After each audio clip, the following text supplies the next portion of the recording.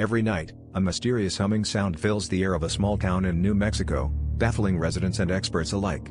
This eerie drone has persisted for years, leading to sleepless nights and endless speculation. Despite numerous investigations involving sound engineers, geologists, and even paranormal experts, the source of this unsettling noise remains unknown. Some locals describe it as a low-frequency hum that seems to come from everywhere and nowhere at once, while others believe it's a supernatural phenomenon.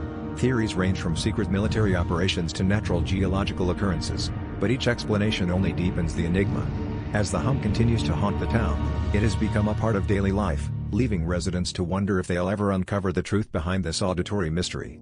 Could this be the sound of the earth itself whispering secrets, or is there something more sinister at play?